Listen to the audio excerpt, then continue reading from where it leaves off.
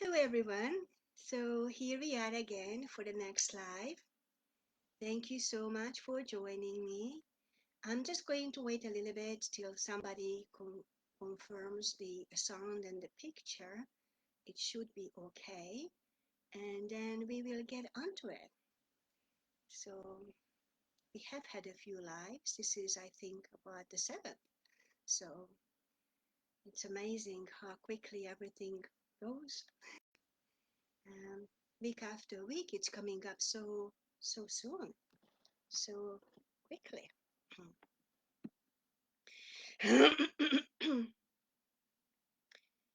I trust you will be able to hear me all right. My voice is still a little bit funny. Actually, just before coming on live, there was a bit of coughing. Hey, Gabrielle, thank you so much. I'm glad you're here. Wonderful. So obviously you can see me and you can hear me. So the sound and the picture is good. I'm just saying that about my voice. I trust you can hear me all right. Still a little bit funny. There's still a bit of a coughing, so still not back to standard, whatever the standard is, but I cannot speak too loud, so I trust you can hear me. Somebody at the last live session commented at the very end that the sound is too low. Now I have a built-in microphone in my camera. I purchased it before I started the sessions, so it's a good quality one. And this is the best I can do. If you still don't hear me clear, then you can maybe use a headset, like then it increases the volume always. And actually, it's a good thing to do it anyway because it kind of keeps you more in the atmosphere, like eliminating the so-called outside world and keeps you here just really focused.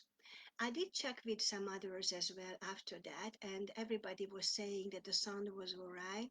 I mean, they listening to the headset, so maybe that's the way to do it. And then I apologize if it's not loud enough. I do have to speak a little bit lower this time because of the throat, but I'm trying to stay close to the camera so you can hear me.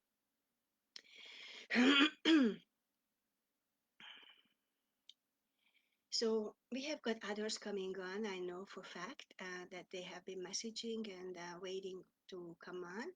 So you might already be here. I cannot see how many people are here or who is here. In the old days, I could see it, but Facebook changed that, so that's okay. I just know that I'm not alone here. So you are here and you are seeing me. So today I have something in store for us that I feel is so vitally important to understand at a deeper level, because the spiritual path, the spiritual practice is like a jigsaw puzzle, it's very simple actually, but until all aspects is understood on every level, something may be missing or not quite understood. And like, for example, we all wanna just not react. We understand that one, that the way to freedom is not to react to conditions, situations, circumstances. And we try our hardest, and we still react. I mean, this is the issue. We still react. We identify with the persona who reacts because we haven't fully and completely separated from it yet. So today, I'm going to touch on these aspects and giving a few tips or sharing a few tips, that has worked for me in terms of being able to not react. I touched on it last time, but I'm going to bring in another aspect of it today, that if we combine it all together, it must be working then. So that is what is for today. And so let us start with a little bit of a centering. I believe some of us are here now. Centering is we basically living outside all preconceived ideas, all judgments, how this should look like or shouldn't look like. We have to leave the little me outside, because what we get out of the session is always in direct proportion as how pure our heart, our consciousness is that we bring here. Like the childlike innocence, let us just bring here that child, that innocent that doesn't know anything about right or wrong, how it should be or shouldn't be. The beautiful childlike innocence. We can close our eyes, and here we are in our innocence, pure, open, available, receptive. And this is how basically we step out of the world right now. And stepping out of the world is to realize that we've never been in the world. The separation from the personal sense has to go so deep. It has to take root. It has to be grounded in us. Nothing that is taking place in the world is me or have anything to do with me. So here we are, forgetting for a moment our name, the location where we seem to be. We forgetting the people we seem to know or we know. We completely leave the past because the self that I am never had a story, a history, a past. So we leave that alone. And we're not anticipating the next moment, what's going to come next. We're basically bringing the heart into the center, finding a point of rest where the world is shut out and everything is shut out, and almost like, although I am the everywhere present self in a little cocoon, untouched, unaffected by anything and everything in this world. So this is the place where we are, nowhere and everywhere, and this is how we start. So let us remain in just a couple of minutes silence to open up to this session.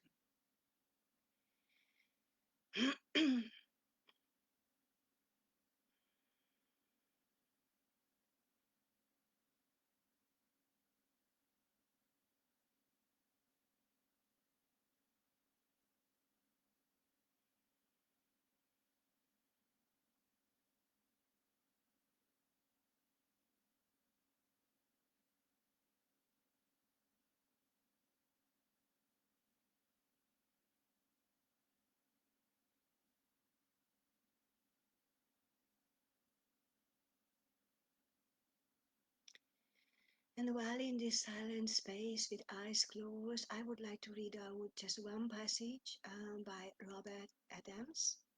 So this is his beautiful teaching that we are following and living by. And this takes us even deeper. And this was the post called Feel the Nothingness which you are. By nothingness, I mean there is no thing going on within you. There is nothing happening. There is no you. There is no mind. There is no body. There is no thoughts. There is nobody wanting to become enlightened. There is nobody wanting anything. Feel this. Feel this. As you let go of all your thoughts that have been haunting you for years. Past experiences, karma, samskaras don't exist anymore for you. There is nothing. Feel that nothing in this silence.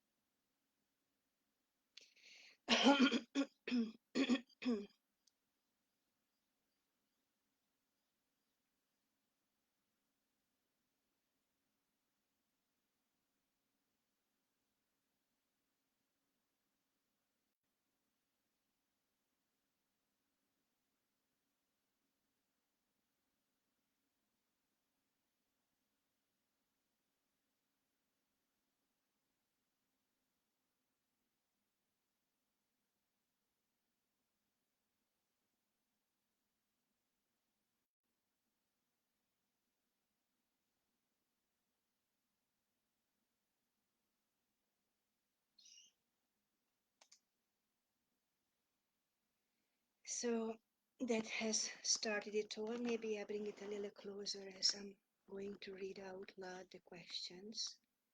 But I might just actually start with this. I never plan anything, so I don't know how it goes. Everything is totally spontaneous here.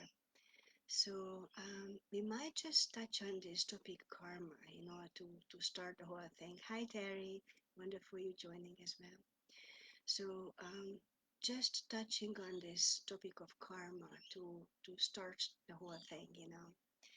Um, Somebody said, one of my amazing previous teachers, and still continuing, he's always in my consciousness, Herb Fitch.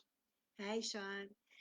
Um, and he said that by the time we so-called arrive, when the body comes into the appearance in this world, in this incarnation, the karma is so enormous that it is using the analogy of it's like the entire Roman Empire would look like a dwarf, like a DWARF, like it's so small comparing to the amount of karma that we bring with us. Hey, Victor, lovely to see you as well. Hi, Maureen, wonderful you can join. I just want to say, guys, I was going to say this in the beginning. From time to time, I look at these comments, but sometimes I'm just so taken and I'm really not thinking of what is coming out and just totally too present. So, and I'm not always saying the comments because sometimes I move to my email to read the questions and I don't see the comments. So, but at the end, I will read all of it. So, thank you for understanding. So, going back to this karma, this very important topic. So, that's how the baby arrives.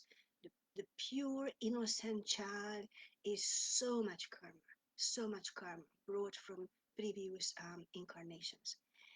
And so, why do we have karma? Why is it everything like this? Why did we come back to this so-called incarnation? Because the karmic debt was not paid off. Because we didn't do the forgiveness. Forgiveness was not complete. Forgiving everything and forgiving everyone. And again, it goes back to the understanding of what forgiveness is. Forgiveness is complete when Brahman is the only perceived being, when God is the only perceived being. And until and unless I see this and know this by nobody, but it is seen and known, then the forgiveness is not complete. This is why they call it forgiveness is passport to heaven. Because until it is complete, there will be karma, there will be reaction.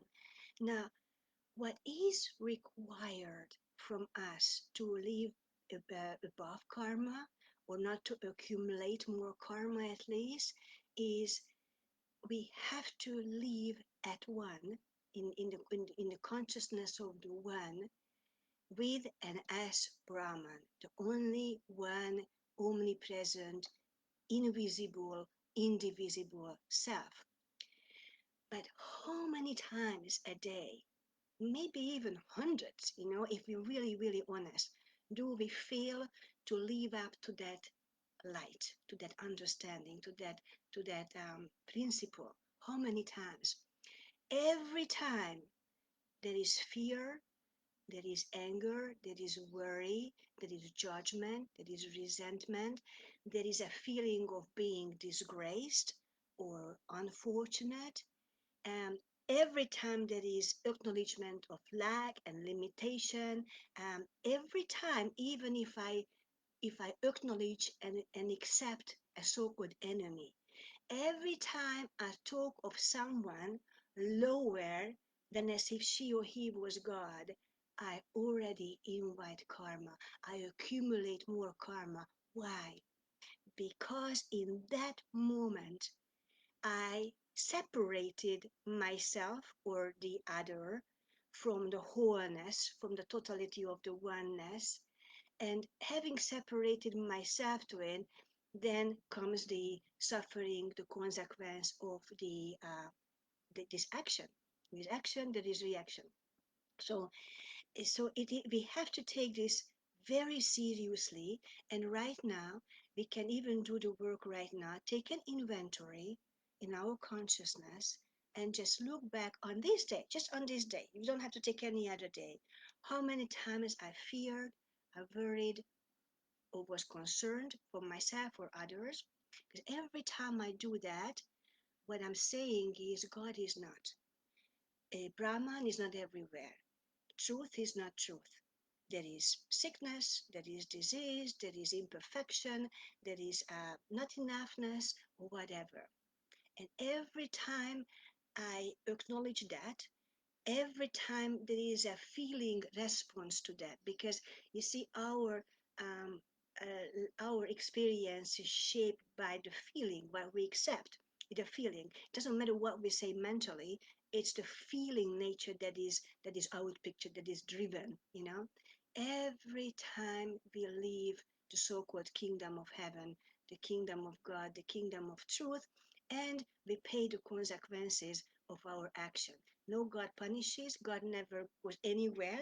The self is always here as I am, but every time. So let us take an inventory. How many times today I spoke of someone, I condemned someone, even myself, or I judged someone, or what else? Like where I found myself helpless, and I found myself stuck. Every time I'm saying I am separate from God. Basically, if we are in karma, we are in separation from the one. End of story. We never separate from the one in our absolute. In our relative experience, there will be an experience of separation in the forms of good and bad, the duality, sometimes this, sometimes that. So now with this understanding that the most important thing we can do is be and live at one with our divine nature as our divine nature, to accept nothing anywhere on the earth and beyond but the one omnipresent, omniscient, omnipotent self. Now, we need to go really deep now, because if we don't dig deep, it's not going to work. And this is an aspect I would like to bring on. This is my greatest offering, not mine, but this is what I feel I can contribute today to us and to myself, because whatever I'm hearing, whatever I'm saying is what I'm hearing, and I need to hear as well. So this is it. This comes to time. So we understand that we need to live in the oneness of the whole all the time, except nothing but the one. But if we are in time, we automatically separated from the oneness, from Brahman, from God, because God is in the now. It's not in the past, it's not in the future. Truth, reality, fulfillment, Brahman, God can only be found in this moment. So one of the essence of the application of this to be able to stay out of karma is to learn to live beyond time. Now, I need to correct myself, because there's nothing learning, there's nothing new we're learning here, but maybe better to say understanding when I am in time and when I am not in time. This is why it's so important to develop that super conscious awareness every single day. Basically, if there was such a thing of praying without ceasing, that would be praying without ceasing. Monitoring myself, watching the consciousness every single moment of the day throughout the day, where I am at, where I am looking from, and who I am speaking as.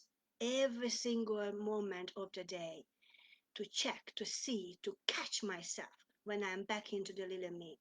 And every time, and I'm telling you, you are like me, I'm sure, you catch yourself many times, the old self, the illusory self, goes into the waiting consciousness, something we always waiting for, something we're waiting to pass. If there is a sickness, there is a cough. There was a cough this morning. Oh, go away, like, but you catch yourself, and the moment you see it, it's already broken, and you, like a light switch, you back into awareness. So you are catching yourself when you are in time, because please understand, if we are in time, we are separated from God. We separated from truth. We separated from the wholeness, the absolute reality. Absolutely, we are not, but in our experience, there will be a separation. So the question goes, how do we function in this world when there is so many things have to be taken place? Like we gotta go to work, we gotta do housework, we gotta have conversations with others. So how does it translate? How am I able to live not in time when there is a time body that has to function in time? And this is the post was so beautiful by, not my post, but the passage was so beautiful by Robert that I'm just paraphrasing. I can't remember. I put together so many posts this week. It's leaving the cloud, the head into the cloud and feet on the ground. That mentally we never ever identify with any of the activities that is taking place. It's almost like we're sitting in the role of the witness, but nobody's witnessing, but almost like the witness is really awareness. Only the awareness in the awareness is just kind of watching the whole thing, but never identifying with any of the occurrences. That's the only way to it. And then so what we did in the beginning, this short meditation, when I said, and we can do this every hour if we need to, for a minute or 2 minutes, no excuse. Doesn't matter what kind of job we have. We can always have a bathroom break and go there and recenter ourselves. It's not a meditation. It's kind of bringing the mind back into the heart in a point of rest when there is no memory going into the past. There is no anticipating the next moment or the next hour, when I'm just resting, resting in the eternal now. And in that moment, even if I have 5 seconds, only 5 seconds, while I have that 2 minute toilet break at work, I just bring the mind back into the heart in the center of resting. In that 5 second, I become white as a snow. And in that 5 second, the karma erases, because I am not in time. For me, I'm not in time, which means I am one with God, but nobody one with God. Only God is, only self is, and in that moment there is no karma. And we can actually learn, not learn, but we can actually um, abide in this principle with practice. This is a practice of no practice, really, because it's not a doing, it is a being. It is a being in our awareness, in our consciousness, always being the unborn self that never came into the incarnation, never had any past, don't have any future. Everything is just a nothing, basking in the nothingness of I am, that I am. And this is how we move through the everyday experience. Now, one of the aspects I really would like to touch on, and again, it's just not good enough to say, take no thought, don't think. Because then we don't understand why can I not think? Why is it so against the me or the principle if I do think? Now, this is the silence in our wilderness, a silent silent times, years, in the wilderness. We need to be silent because here it comes now. If you are like myself, your whole heart, your whole self is in this. You have given your everything to this, to be free in this lifetime beyond the concept of freedom. So you understand that the only way is not to react. But as long as there is two things, we are in time, we're gonna react, and as long as there is thought process taking place, there will be reaction because um, the thought has vibration, and our so-called personal sense, this vehicle, which is only flesh and blood and bones and nothing else, it has a vibratory rate, and its rate is respond to what it comes into suggestion from the mind. And if I am taking thought, then I am in a certain level of vibration, and the suggestion that is coming to me through thought is also vibrating at a frequency, and then with the vibration there will be thought, and there will be no silence. So the only way we can achieve that so-called silence and purity is without thought. And sometimes, you know oftentimes there is a need to be taking practical thinking, practical thought, like you gotta catch a train, you need to do thinking, and that's fine.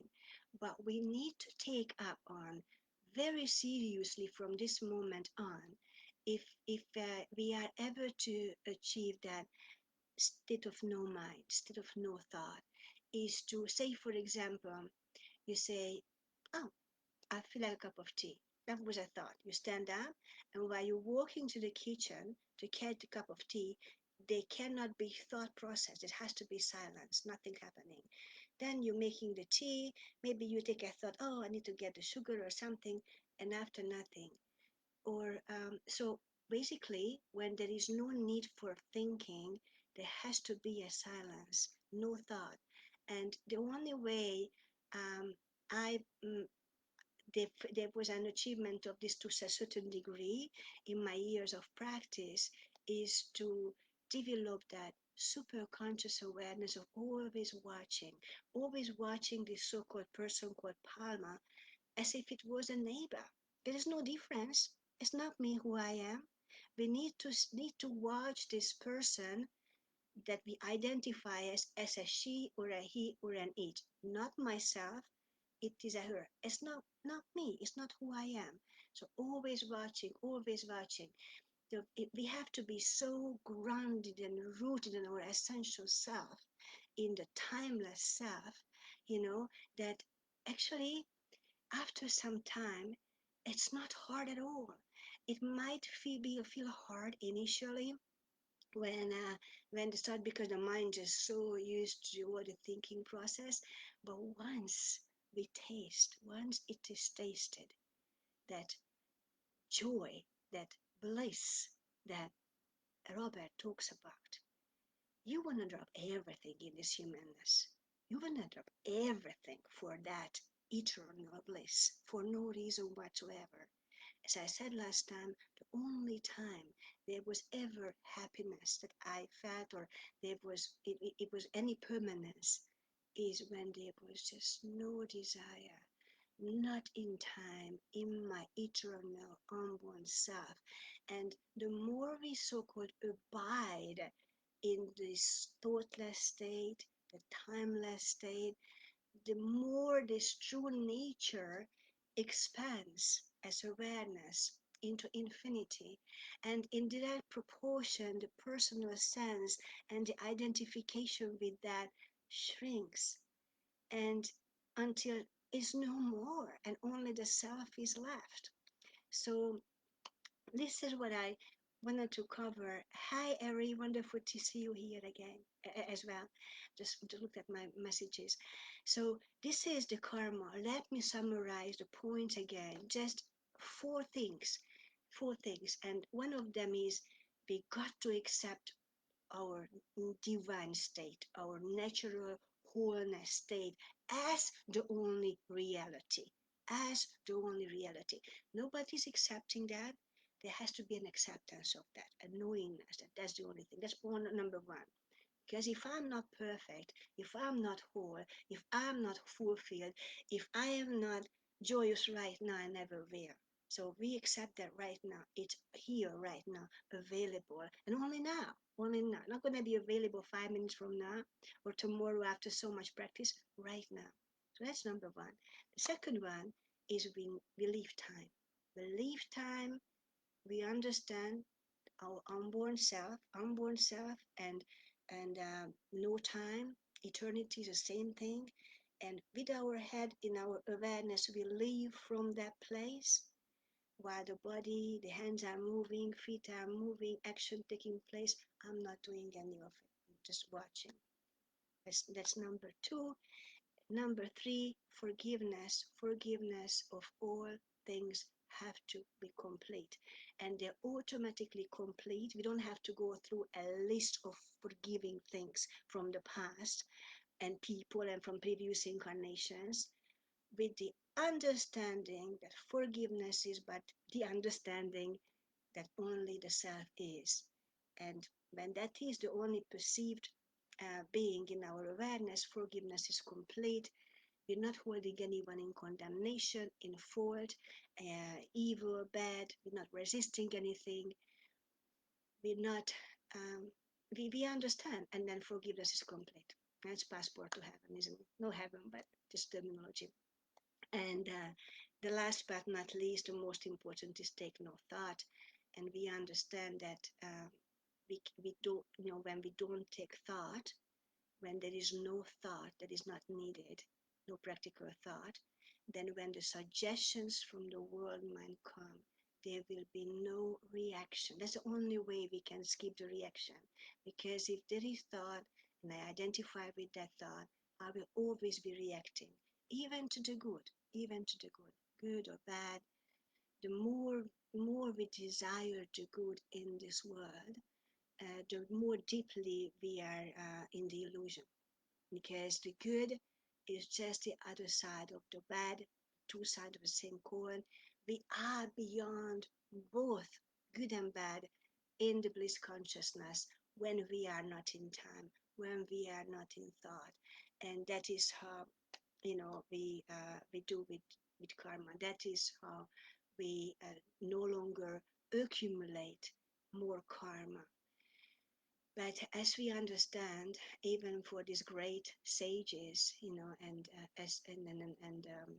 realized beings, the sickness of the body was present, but they had nothing to do with that. And do we understand why? I'm not the body. The body has got no substance, no life in it.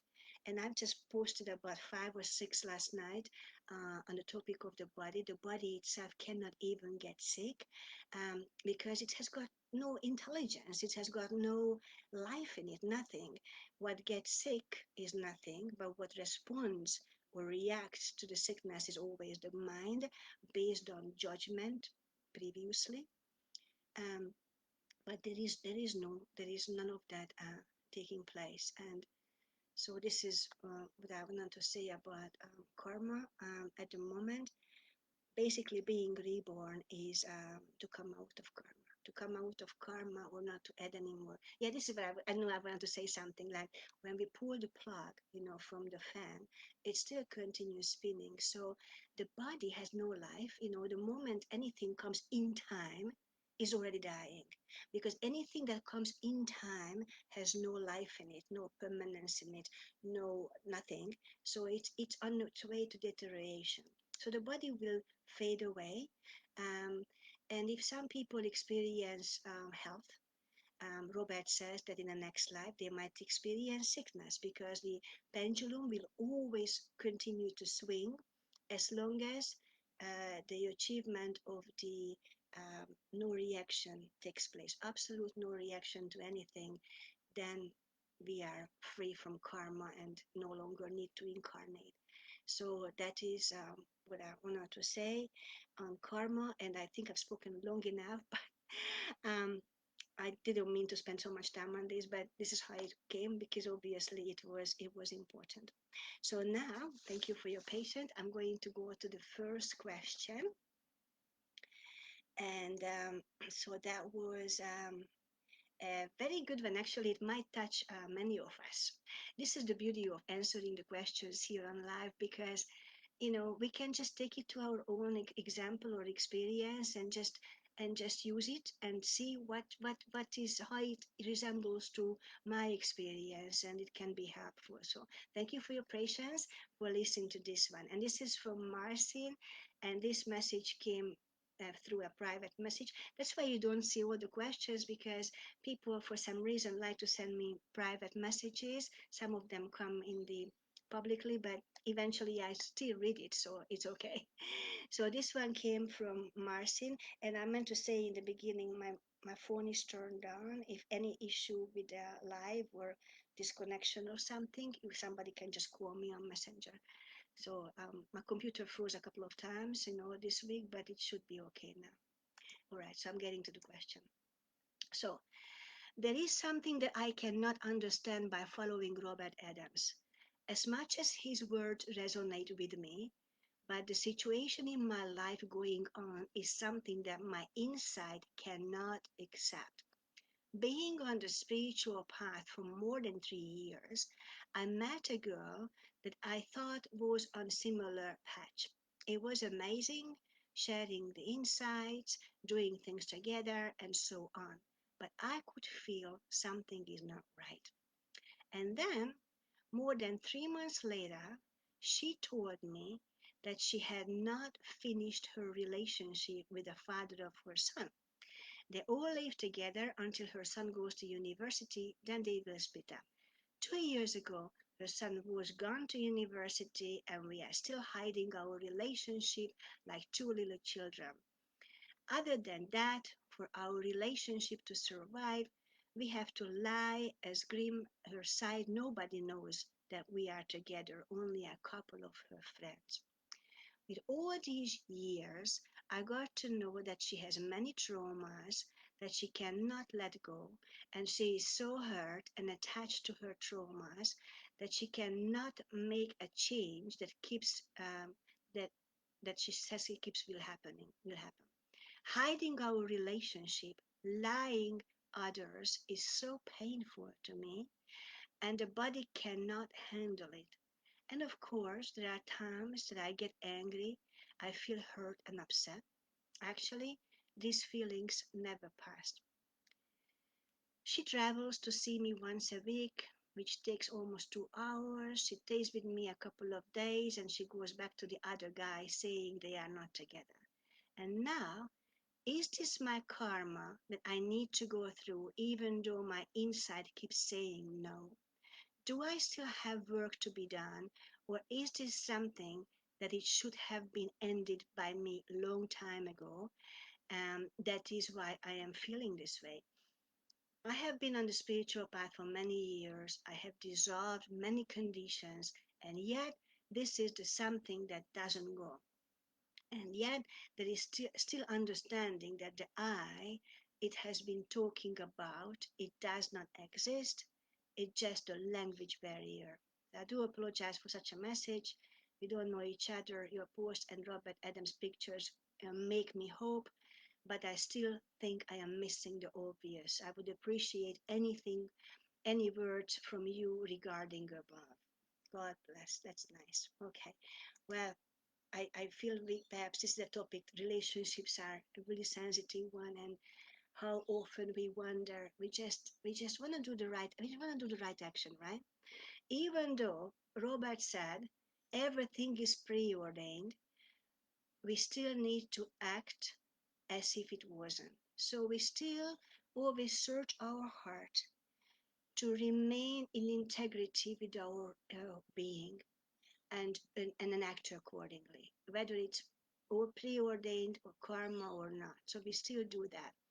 So there's a lot of things here, but I break it down. And the first thing that comes to ask is, yes, it has been obviously karmic because this girl came into your experience, but it doesn't mean that it needs to go on forever. So, what is the payoff? So, you need to ask yourself, Marcin, what would my life be without her? Because a lot of the times we think we are making choices, and then we always weighing out the pros and the cons. What's in it for me? The gaining and the losing, and we put it together. So it appears to me that for you, there is still more gain in the relationship than if you lose it, then there is loss. So you need to kind of really ask yourself what is the payoff. And what comes to me is I remember 20, 30 years ago, a good couple of decades ago, I remember very clearly that I was still living in Hungary. It was almost 30 years ago, and there was a guy that I was dating, and there was just absolutely nothing in the relationship. He was not spiritual, and I was already only really wanted to engage with like-minded souls. And he was a nice guy, very nice, a perfect body to go to the movies with, to go out with, and break my discomfort from the sense of emptiness that I would feel otherwise had I not continued engaging this relationship. There was nothing there. There was a total compromise of integrity for my part at that time.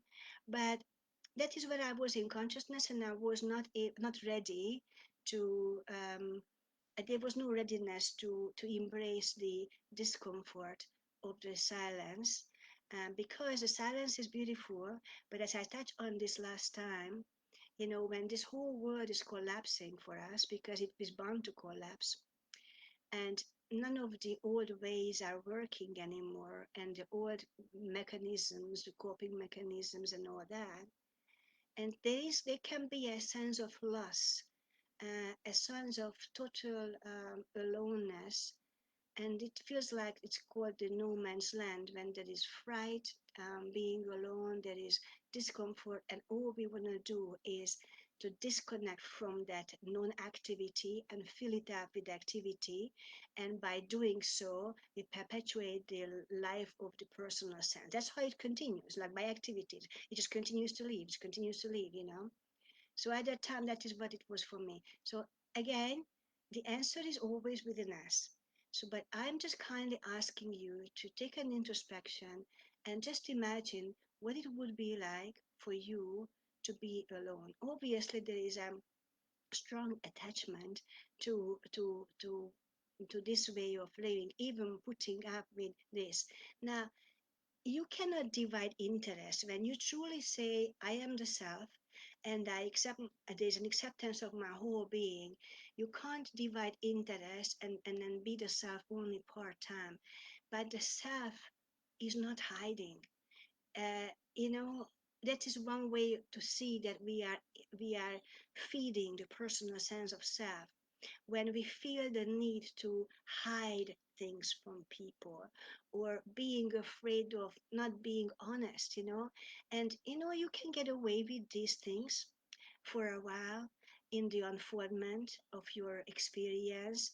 But as you grow in consciousness, as you expand, there comes a moment when it feels almost not possible to continue, because you know that you're not being your true self. It's like putting on a mask, you know, putting on a mask and be who you are not. It's extremely hard to live with a mask. I tried, you know. Um, I tried to live with a mask, since a child until my early young adult years, just to survive, to please the parents. Because, when a child, you can't support yourself yet. So you just need to be who you are not. But once you grow up spiritually, once you understand, you don't need to live with a mask. And whatever you get from this relationship, um, believe me, much of it probably is a false sense of safety and security. And the fear is here that if I leave this relationship, I will be without it. But you can never be without it when you have the source. You are the source. You can never be separated from that because you are at one with the source in the absolute. But as we identify with our little self, we're looking at people as being the channels to bring us what we think we need. And if we let the people go, then what we needed will always go. But there is nothing we give up. It looks like give it all up but get it all back. Everything will be fulfilled, but you never determine the channel how. Also, relationships, seem to last in this world while there is an opportunity for growth for both individuals. And sometimes one of them soars way too higher or faster than the other. And if the so-called other is not able to grow up to that, there is no match on the frequency level, and there will be separation like oil from water. This is why the marriage is is kind of crazy, because how do you know that you're going to stay with that person forever? Maybe because if there's a mutual growth, maybe, but maybe not. So like you are in this boat, but you need to know when you get out of this boat, and you need to be really radically honest with yourself.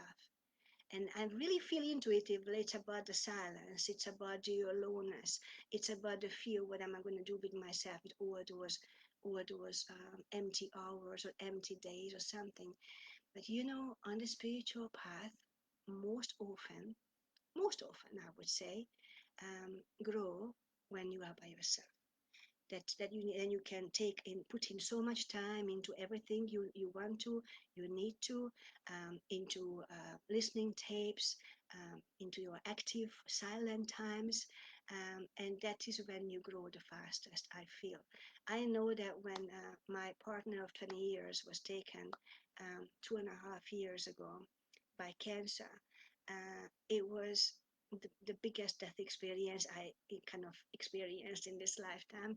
There was nobody experiencing, but you know what I mean. It is because he was my seeming, he was always there for me. Like, I could travel around the world. I did so much spiritual everything. I lived in the US for on enough good 3 years, and India and Nepal. I went everywhere, and he was supporting everything. And when I was here with him, I had everything was done for me. He serviced my car. I didn't have any worry, and there was no worry. But that was in a way a false sense of security, because it was coming through a channel not consciously outlined, but I definitely was resting in that safety and security.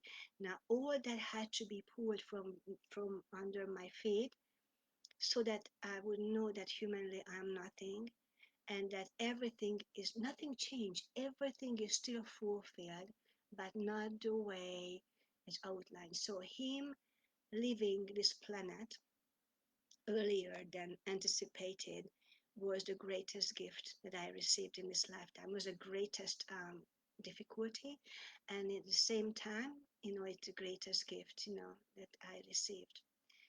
He had to go. He had to go for me to completely let go and rely only on the self with a capital S. I always lived by grace. My last 30 years by grace, which means not that I was looking to him. I never really looked to anything. It was just coming, pouring in. Everything was just pouring in on its own.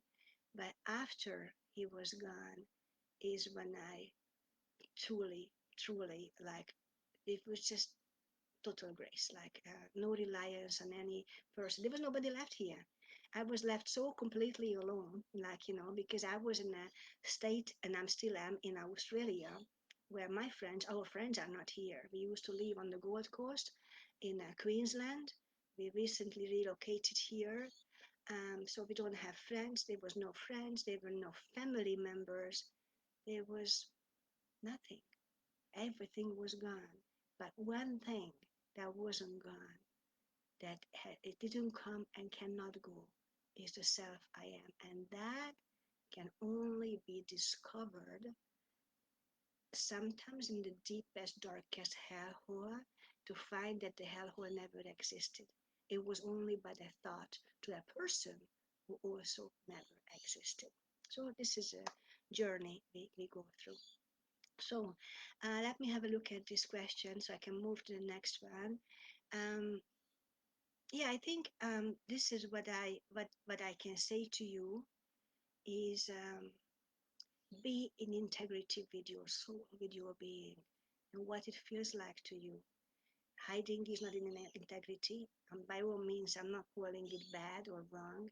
You just done what you could do to survive in the situation, but now you're growing, so you need to go beyond that. And again, the only way you're going to find out what it's like to be by yourself is to experiment on that. Nothing can go. Anything that is any true value, it can never leave, never leave. The real always stays. So don't be afraid to let go the unreal, the temporary, the false sense of safety and security, because the real cannot open up to you while you're holding on to the unreal. This is what we have to understand. This is why all attachments have to be gone. If we hold on to even just one, we're never gonna experience grace in its fullest. We're never gonna experience what can be done when the little me is completely not in the picture anymore, and only the self is. Then we will say, "Wow, never had to worry what is done. It's just only fulfillment and only grace." So this is what I want to say on this one. So thank you for listening to my long response. Just a sip of water. So we're moving to the next one. And we have got Gabriel's great questions, a couple of questions. So we're going to devote about another 20 minutes, maximum 20 to 30 minutes. We'll see, I'm not sure exactly, but about 20 minutes, because I know what is coming. It's not that long to answer. And then we will just finish off with a beautiful silent time, and let us not brush it off as superficial or irrelevant, because after a session like this, in our combined beautiful group energy, there is an absolute beautiful opportunity for transmutation, transformation, neutralizing emotions, and just really come home to ourselves that we never left. So I would like to spend 15-20 minutes silence at the very end as well. I'm just giving you heads up so what's coming. All right, so let's go to the next one. So this is Rosemary Mers. Hi, Rosemary, if you're watching. Um, so, and then also hi to Oscar, Shay, Margaret, or everybody here. I'm just acknowledging you. So, but Rosemary said, I've been following Robert for years and I still don't know the answer expected to the question, to whom has it come? Can you shed some light on this for me? Well, I posted something this week on this that I think it's called it, I'm not sure what I call it, but I think I call it the answer is an experience. So when we use inquiry, which is the most powerful, the fastest, quickest, most direct way to self-discovery, um, there is not supposed to be an answer to that coming, because if there is an answer, then it's always coming from the mind. It's always coming from preconceived ideas, um, judgment. In a way, we already have an idea. So answer, it cannot be an answer. The answer is actually the experience itself. The question leads to awakening, to liberation, to realization. Where the question leads is the discovery that the thoughts or the experiences or any suggestions from the mind is not coming to anyone. But this cannot be answered. This has to be discovered by not answering the question, but remaining in the silence and asking it over and over again. As Robert said, you have to use your mind to destroy your mind. This is how you use your mind to destroy the mind. You ask the question. So no wonder you haven't got an answer over these years because there is no answer. There is no answer. I actually remember very clearly. Again, there was nobody experiencing this, but it was actually particularly a turbulent morning. Um, there was just a lot of mind activity taking place, and there was apparently somebody bothered by all these thoughts coming. I just wanted silence, and I was watching that. So, who wants silence? Who is bothered by all these thoughts and all that? Because there was a lot of thing happening. I just woke up that way that morning, and then I remember driving to the swimming pool. 'Cause that's what I do every single morning. First thing, driving to the swimming pool, and as I'm in the car, and I said, okay, I'm just not going to think about it. I don't know, just it was just a shift on its own happening, and there was um, this kind of silence, and there was this discovery that not possible to really describe, but I'm trying to. That when the thought stopped, even for a few seconds, I really could not find Palma. I couldn't find the self, and there was this total deep silence, and the apparent disturbance or turbulence turned into a bliss while driving the car.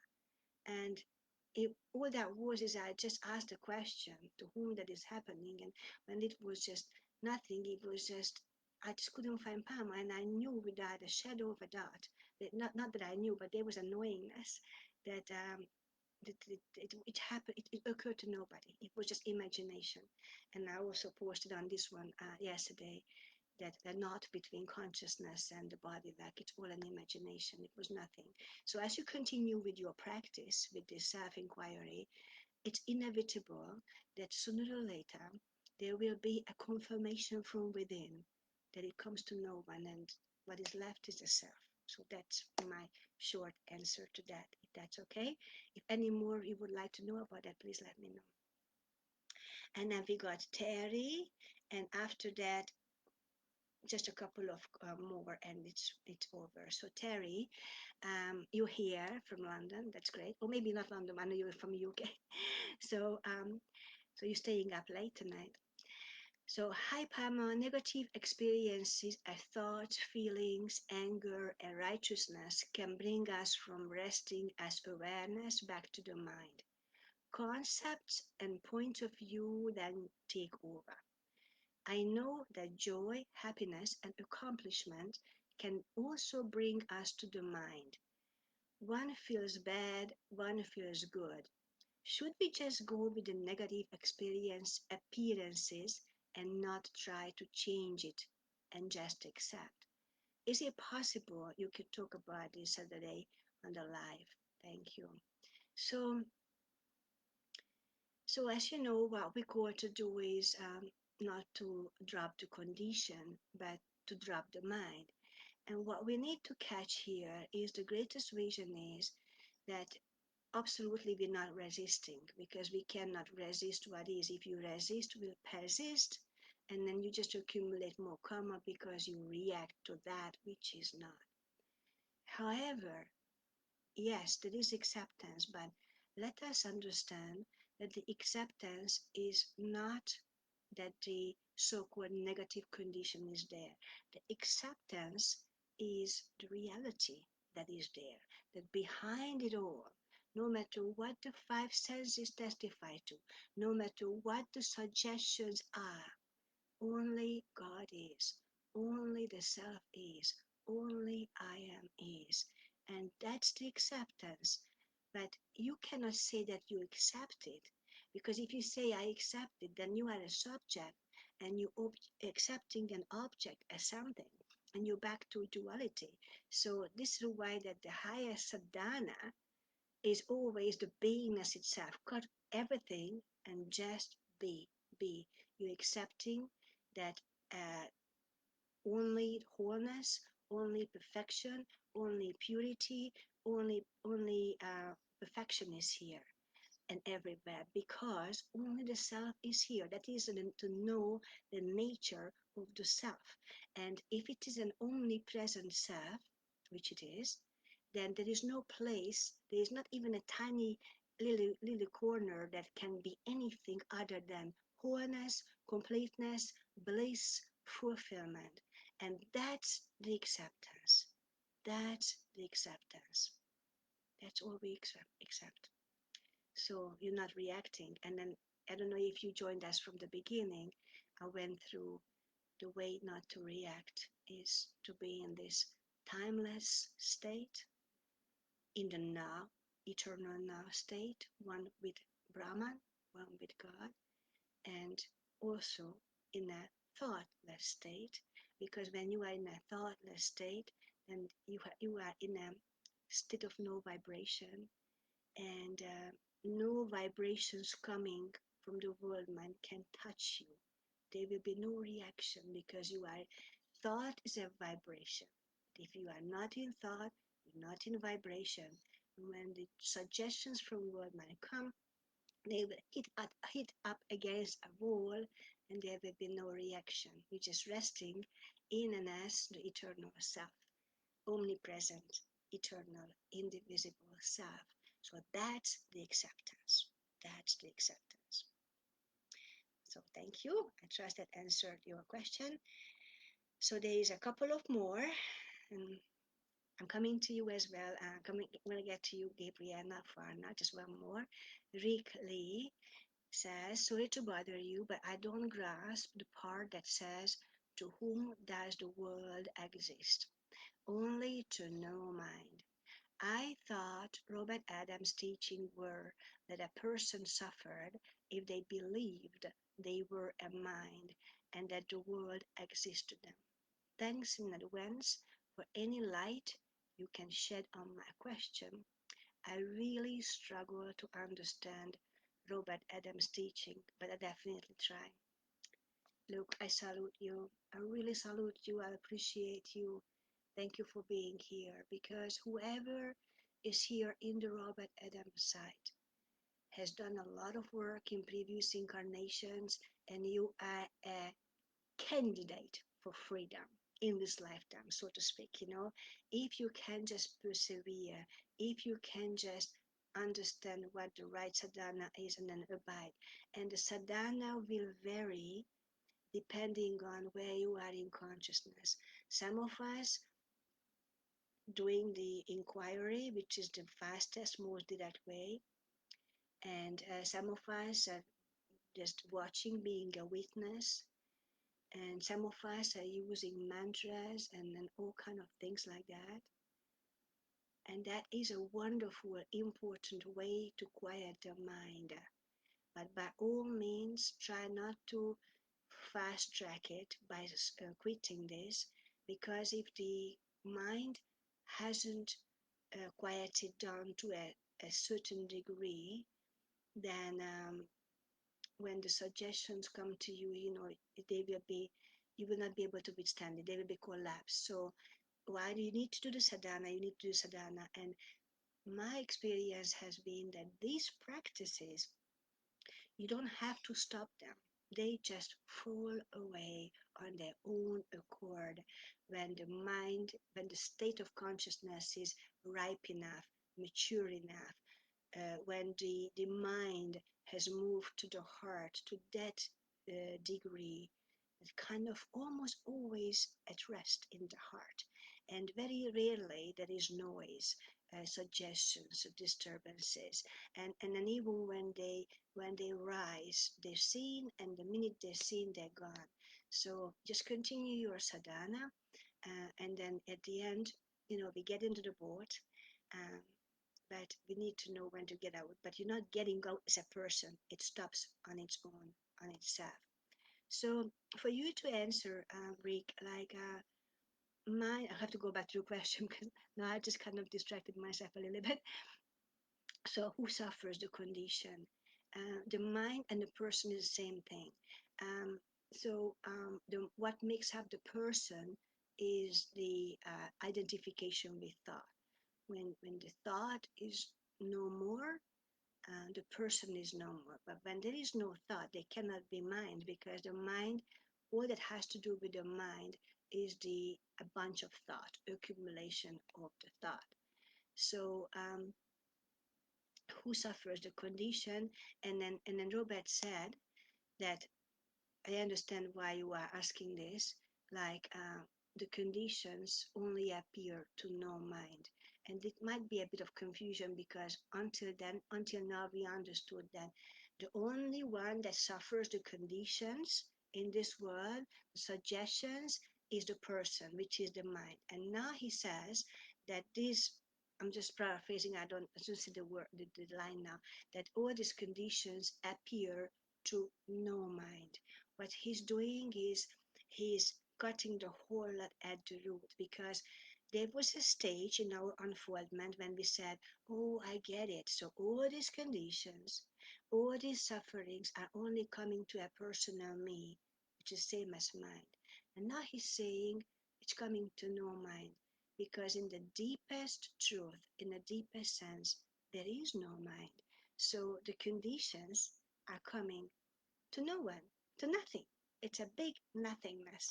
It's a big nothingness. So I kindly invite you that you take it into your inquiry, and then just persevere and be patient, because it's a progressive unfoldment for most of us. Very few has a sudden awakening, sealed down like Eckhart Tolle, although even though he had his years of depression and suffering. But my experience has been a progressive unfoldment, so just be patient with yourself. And I deeply appreciate the fact that you persevere, that you hear, you learn, understand. But also understand that you can never understand it as a person. So you must not try to understand it. You must not try to hear these words with your mind and make sense to them. The best is to move in a state of silence, almost like you're listening passively, watching, hearing, what's being broadcasted, what's being um, conveyed here, without a mind trying to understand it. Because you get ahead a lot faster, a lot further, if there is no trying to understand it. It will be just revealed for you from within. It will come as a knowingness, as an understanding without anyone understanding. That's the process. And if any questions you have, or any way they can be offering a help, I'm very, very happy to. Not that I'm helping anyone. All I'm doing is I'm just sharing, um, pointing the way, based on my own direct experience. That's all. What I'm saying is not because I read them from a book, or because they sound right, or they sound great, or they sound exotic, they sound promising. I'm only sharing with you what has been a proof, a direct confirmation for me, and what has worked for me after years and years and years of utter difficulty and suffering and all that. That I'm just sharing you the light of what. So thank you, Rick. Thank you. And then now finally we hear at Gabriel. Tarun, you here too? Fantastic. Wonderful, wonderful. So we just come to the last question, and then we're gonna move into that. Just from time to time, I'm looking at my comments, because last time, you commented me beautifully throughout the session, but I just stayed with it.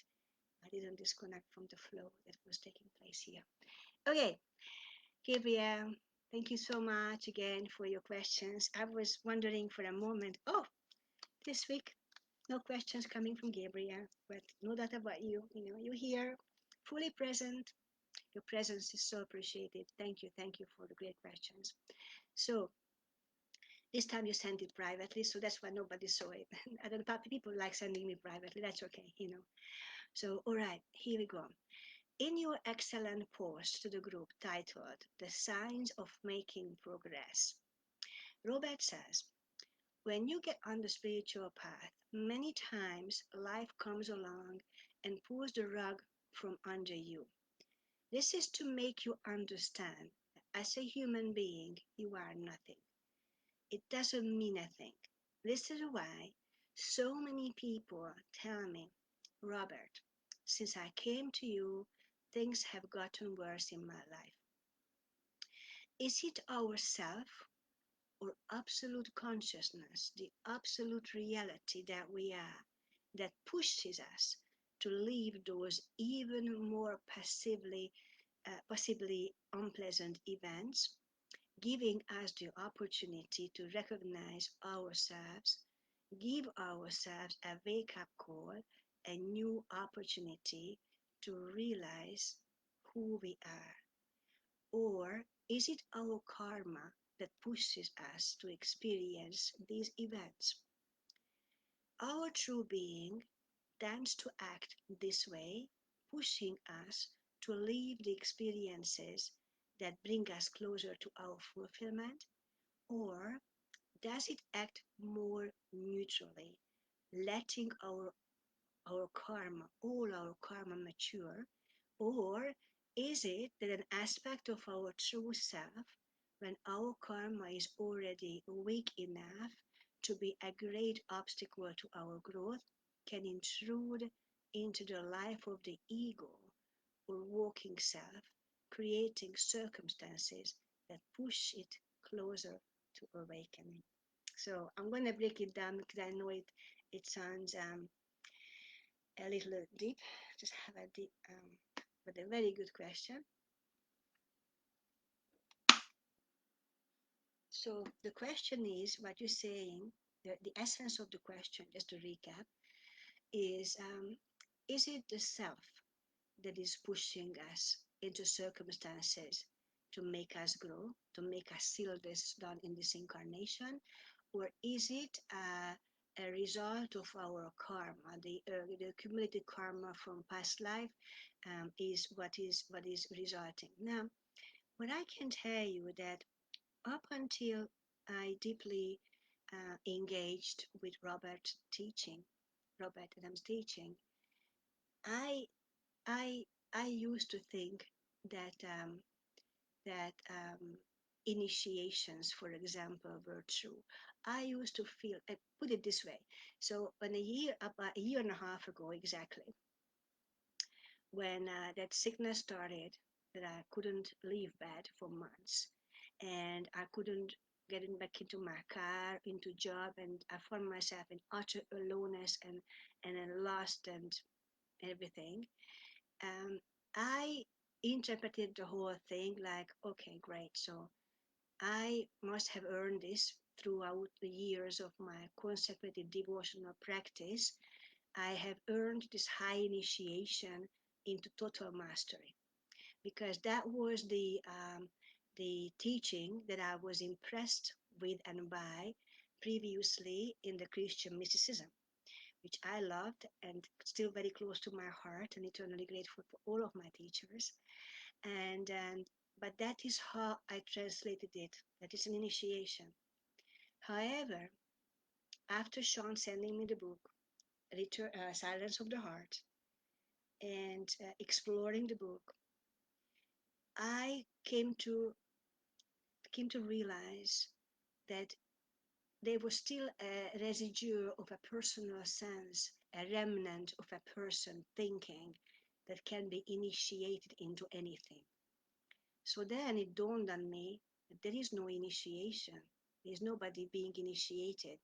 It seems that way in the dream that, oh, I'm growing now. Now I'm getting all these difficulties as a test, being initiated. But then with that recognition, when that has been seen, it completely collapsed. There was no initiation. So then came this other deeper understanding because I myself went into this investigation a lot about awareness and are these things are happening in this world? Are they seen by God, by the self, by consciousness, or what is the relationship? And I can only talk to you and share with you from my insight and revelation that God knows absolutely nothing whatsoever what's going on in this world. Awareness is only aware of itself. So that way the initiation is already settled. So God is only aware of itself. However, there is a mystery about it, and I don't have the answer, and nor I'm seeking the answer. There's nobody seeking the answer to that. But if it ever gets revealed, the answer, then I need to know it. And if I don't need to know it, then it doesn't come. That's it. But what appears to be is an infinite intelligence running the show. Like there is a karma, the accumulation karma, and everything that comes into this third dimensional experience is karmic. However, based on observation, there is an absolute infinite intelligence at work at all times that knows the way, that knows the fulfillment, that knows what is needed. It knows when it takes something away from us that is precious. And this is the question. He actually doesn't know anything about any of this that is happening here. Yet things are being taken away, like the onion is being peeled down. Like say, imagine a big onion, or a huge onion, like with all the human experience, and we're shedding it off, we're letting it go, shedding it off, until we get to the seed, and even the seed of it has to be gone. There is no seed. There is no seed of this word. So the burning up to this human existence and the belief and the conditions, and to the extent that even the ashes has to evaporate and burn up, because nothing left. That is what is nothingness, is nothingness. Nothingness is not even the ashes are real, not even nothing, never happened. So again, I'm just being sidetracked, but I'm just sharing with you as it comes. So that is my response to this. Um, Infinite intelligence at work. Now, you being pushed, and so okay, you have got this, we have got the collective karma. We are all tuned into the collective collective consciousness. When I say tuned, we are tuned in when we are not aware. As I shared last time, was very important one. That every time the awareness is not present, if we're not in, we're out. If we're not self-aware, if the mind activity taking place unconsciously because we lost ourselves again for a humanhood, then we are automatically tuned into the vibration of the mass consciousness, the totality of everybody's adding their fear, their concern, and everything, and it comes as a through an antenna, like a constant broadcast. That's why the fears, the worries, all come. It's not my thought. It's all coming from the collective vibration. So this is why we are to always stay tuned in and aware. So what I'm about to say here is, as I described at our early session, the early stage of our session, that there is something we can do not to accumulate further karma. And by doing that, which is being in the timeless self, in the thoughtless state, it also erases the past karma, because karma can only function and only happen to a person who believes to be a person and a mind and a world. Once that is no longer a belief, there is just simply no world for the karma to out picture. If the world is not in my consciousness, there is no world for me for the karma to out picture.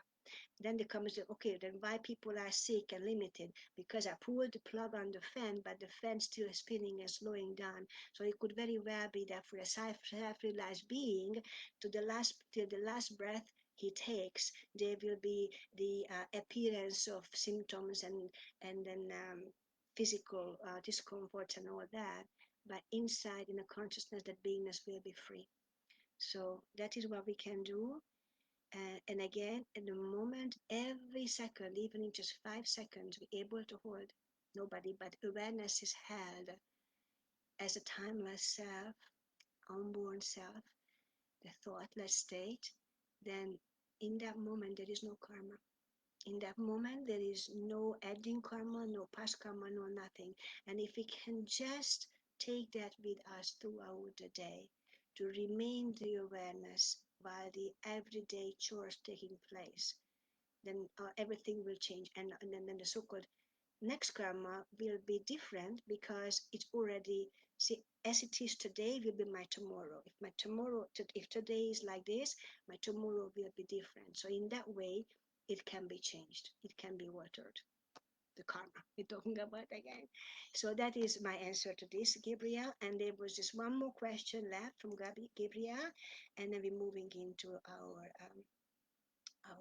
silence.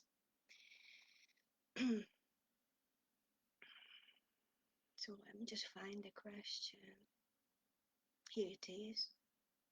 Oh, the second one. Okay, I got it. So Robert says in another of your great posts that when you do something in this world physically, there will be no karma associated with it if you do not think or use your mind in those moments. He means that while the karma of the body is being unfolded in those actions, new karma is not added to the individual if he does not use the mind. Well, what the body acts is because of its existing accumulated karma. By not using the mind, what is not created is new, more karma in those moments. Is this what Robert is referring to? So, um, there was this post, and I'm going to read this is very short, then I'm able to answer the question even deeper, perhaps. And this is what Gabriel is referring to. Keep your feet on the ground and your head in the clouds. These words are by Robert. The only time when karma accrues is when you live in your mind. Karma comes from your mind.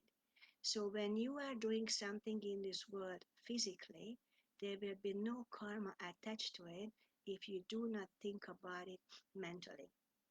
So being, like being the heads in the cloud and the feet on the ground is basically to be in this world and not of it. I actually did a little bit of answer. This is what I was meant to say to you guys. I don't know if you see it, but lately I think I started doing this maybe a week or 2 weeks ago, something like that. Again, everything is based on inner prompting, inner guidance.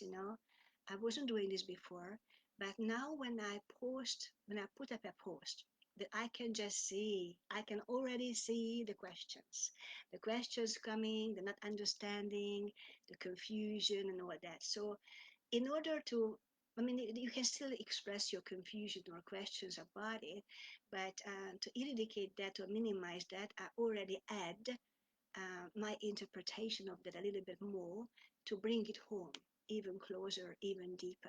So I have been doing that. So I'm not sure if you have seen it.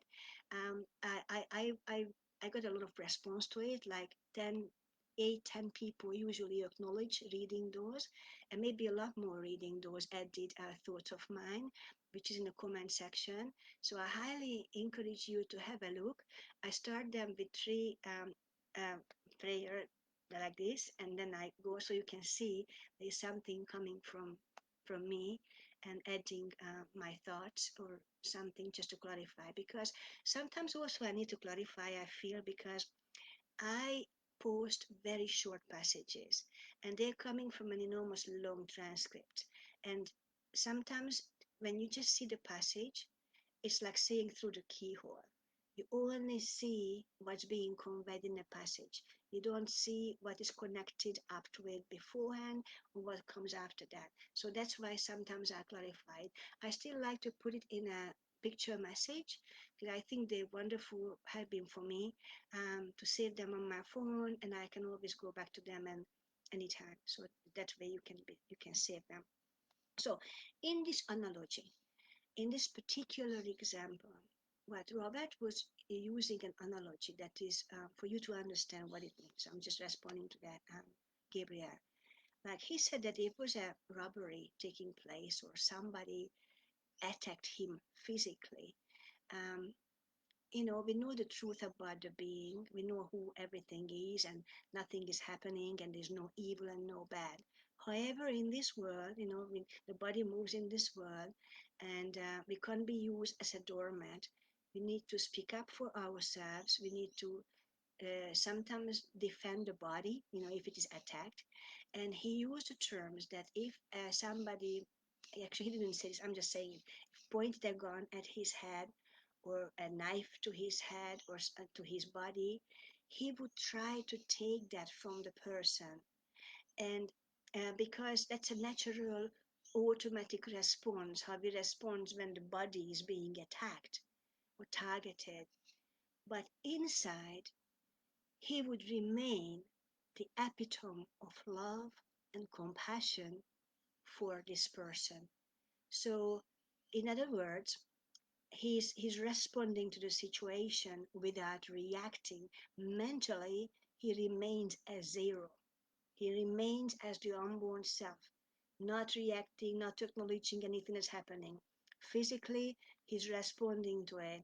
And then this is what he meant. Like if, for example, he got angry or fearful even, he would add to his karma because feeling the fear and accepting the fear is accepting the sense of the separation from the oneness.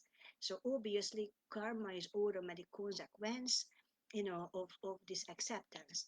So no fear, no resistance. I mean, no resistance mentally to the occurrence. Um, he remains calm inside.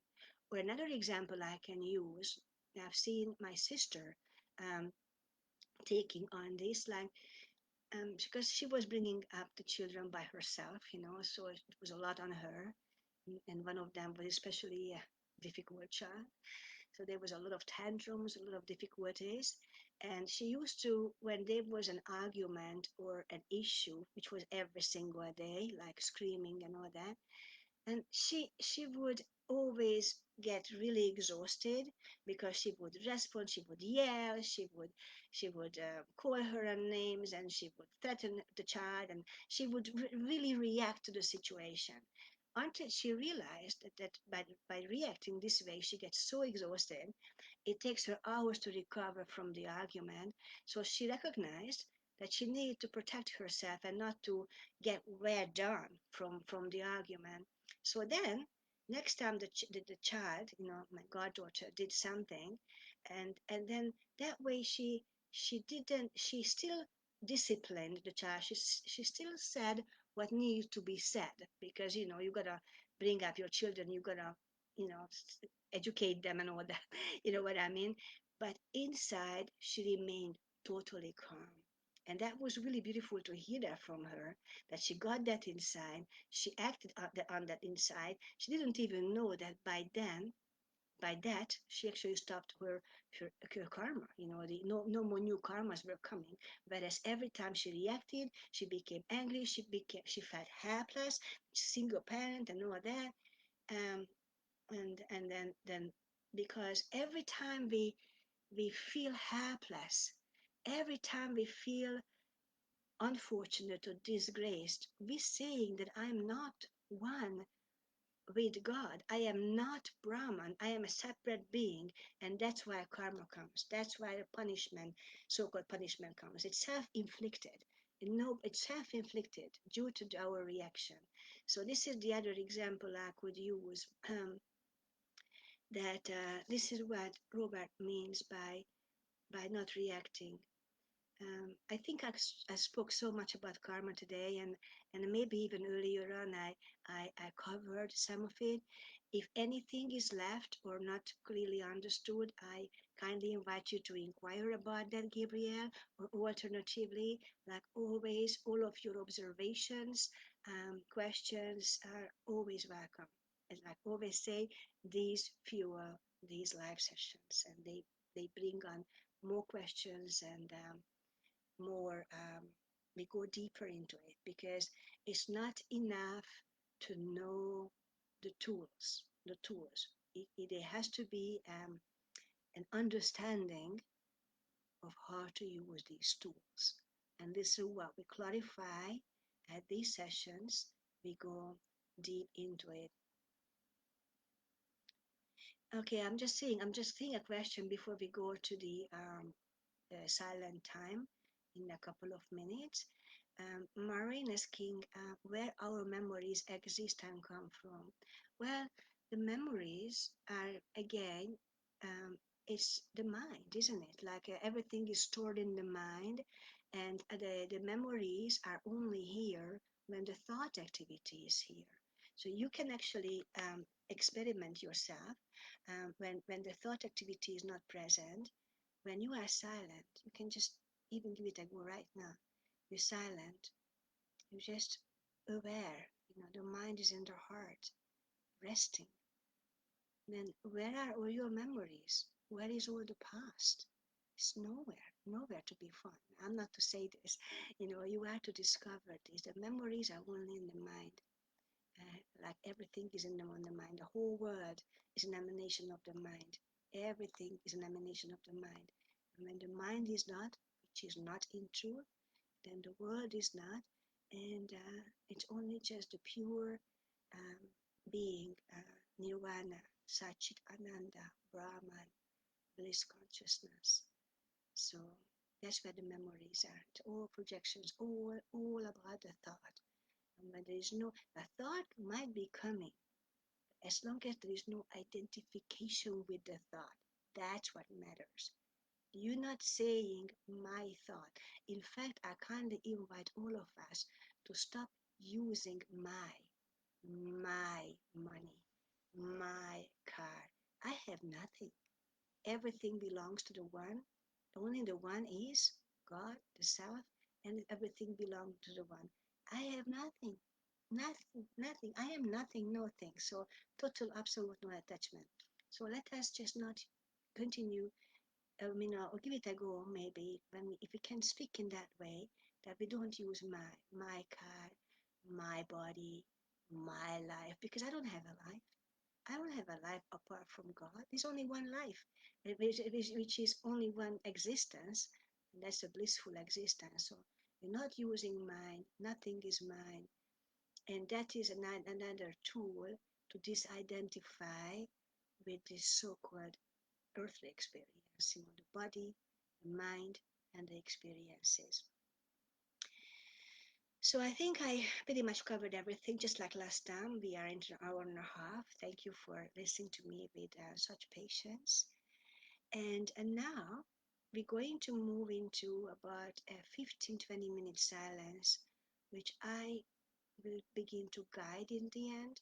Then we stay in the silence. It's an opportunity for tapping deeper into this essential self as the self and remaining the self. Now, when we come out of this meditation, let us remain there. Like we're going to be watching the body taking itself and doing this and that, but inside we remain the unborn self.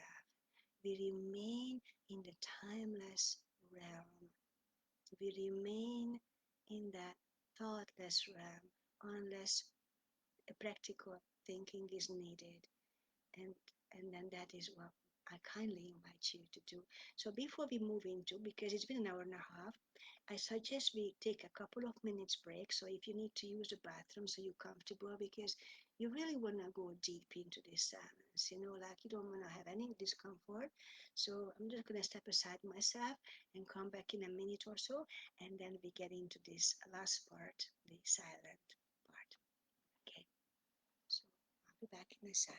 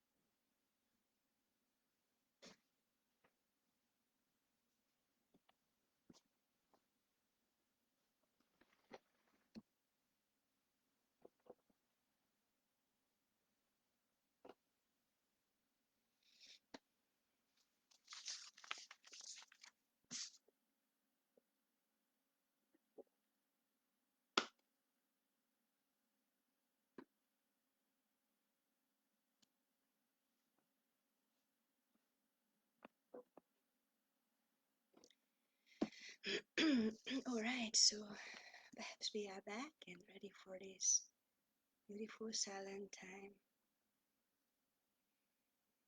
So let us get, you know what, I'm gonna bring this closer because last time I was taught I tend to speak really low voice once I go in there, and I just don't raise my voice to make sure you hear me. I brought it closer. So let us get centered for these next 15-20 minutes at least. We just forget who we are, the names that was given to us, or the place where we appear to be, the people we know, the agendas, the schedules. We leave them all outside. We come here with no shoes on. We come here in this sanctuary, in this sacred place of no place, everywhere presence. We come here without human form, without the little me, because grace is all around us, but it can only flow to itself. It cannot flow to the little me. So we are at complete at one ment. There is no 20 beings here, or I don't know how many here, 10, 20 beings here.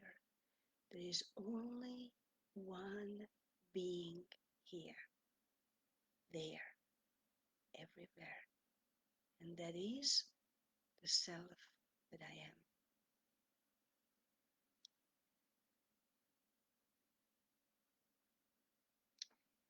And in this place of complete at one ment, the law of infinity is guiding everything in our experience. The law of infinity, divine intelligence.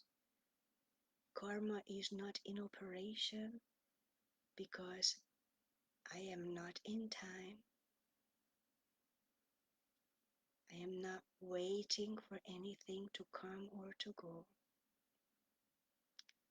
It's total at one ment, home, not going anywhere, not journeying anywhere, except to the depth of our being, into the silence, nothingness, nothingness. What does it feel like to have no past, no stories, nothing to regret, to be shameful of, or get rid of? Nothing. The self that I am, that I identify as, has got none of that. And there is no anticipation of the next moment, the future, no concerns about payments, about relationships. For I understand there is only the self, just nothing happening in this place which is everywhere and nowhere. The one indivisible self I am.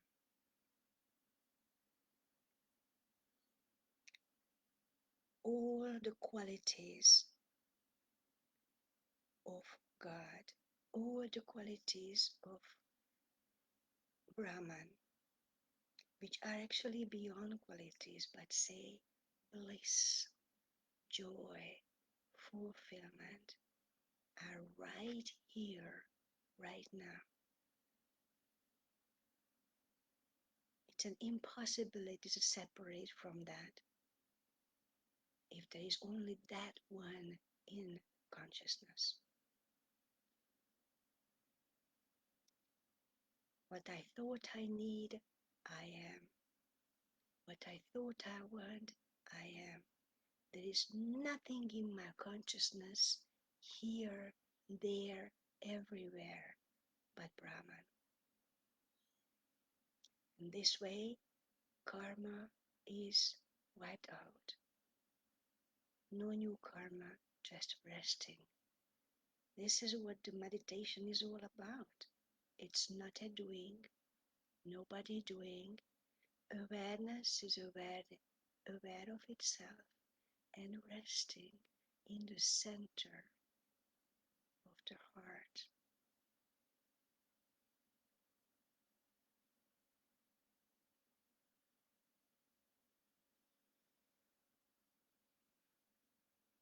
And if some concerns comes to mind, comes to awareness, fear, doubt, or some thinking activities, let us not resist that. We don't resist evil, we don't resist anything, for the acceptance of the totality of the wholeness is present. Everything is okay, all is well, and everything is surrendered to that one. There's only the one, and we rest. So let us move into this silence, this resting place, no location, everywhere present, self, that I am, invisible, indivisible, no parts, no fragments, nothing is missing, just one whole being I am.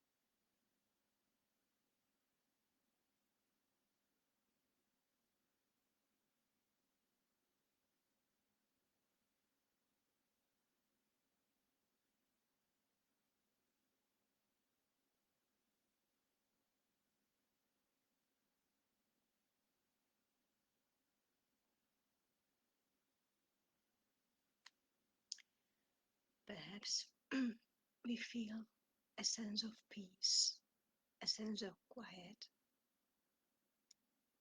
Let us acknowledge, recognize that this peace is always present in any and every situation, because the peace is I am, and I am always here.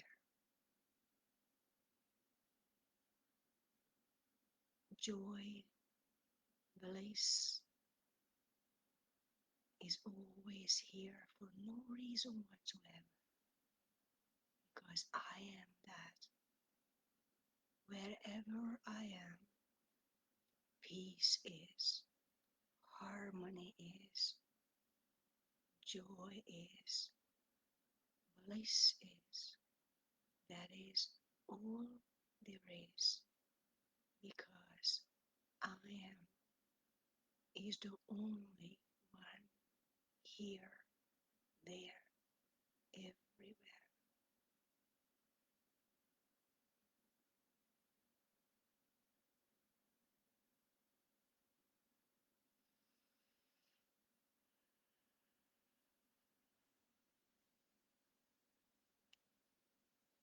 As we slowly come to the awareness of our surrounding and open our eyes, let us carry the peace I am, the bliss I am with me wherever I go, whatever I do. Always reserve a place in consciousness for this constant, continuous obedience of the self I am everywhere and everyone and everything. That's the acceptance. That's obedience. That's being at one with everyone. And when this obedience is present, see and try if there can be judgment of someone. It will be an impossibility. An impossibility to resist something or a situation or judge someone when I am in integrity of the whole in my consciousness.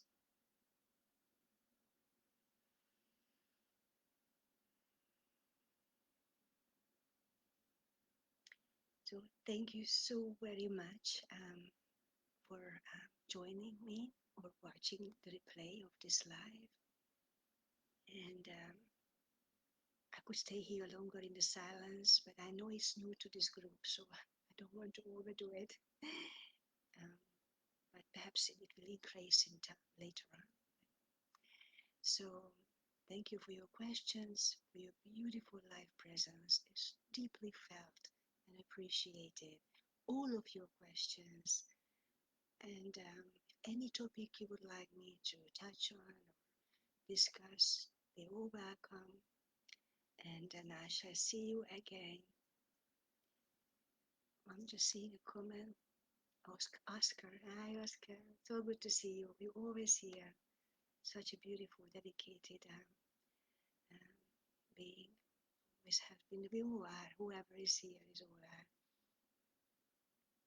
So Gabriel, yeah. So thank you for this great session. I love it, Roxanne. Yeah, thank you, thank you. And I will read all your comments after that, and I will post the link to this live as well. I trust your answers, your questions got answered, and shall see you again in one big time. Until then, we remain connected at complete at one moment. There's only the one here. Peace. Thank you. Bye for now.